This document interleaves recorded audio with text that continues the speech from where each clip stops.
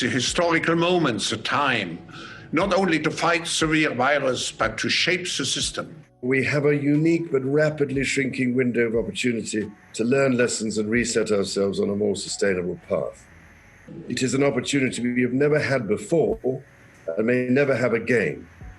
So we must use all the levers we have at our disposal, knowing that each and every one of us has a vital role to play.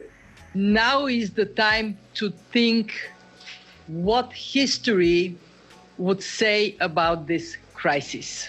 And now is the time for all of us to define our own role. What is it that would make it so that history would look at this crisis as the great opportunity for reset? The Great Reset is a welcome recognition that this human tragedy must be a wake-up call. It is imperative that we reimagine, rebuild, redesign, reinvigorate and rebalance our world. Rebalancing investment, harnessing science and technology, and advancing the transition to net zero emissions, all elements of the Great Reset, are fundamental to building the future we need. The world's problems fit on three sides of a triangle. It's one versus many, man versus nature, and the unfortunate foundation is long-term versus short-term. We had already income inequality that was fueling income, race, gender inequality. We have a climate emergency, which we can't walk away from. There's no doubt that the very survival of the human race requires us to act. Any recovery stimulus should have green conditions attached to it. Energy prices should reflect real costs. You need private sector capital, private sector ingenuity, private sector technology, and private sector capabilities to come to the party.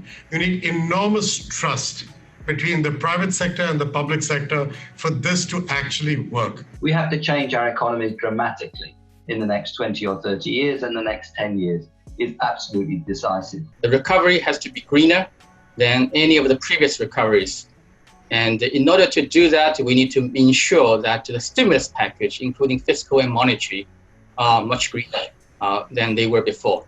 So we cannot waste this opportunity to ensure that the very precious money that's raised from the next generation is spent on green and low carbon. We will now start a quite high number of task forces to look at all the different issues, and we will present all those ideas to the people assembled in Davos. But at the same time, we will make Davos very different, very open, to ensure that we do not fall back to old recipes, but that we really look at forward-oriented solutions.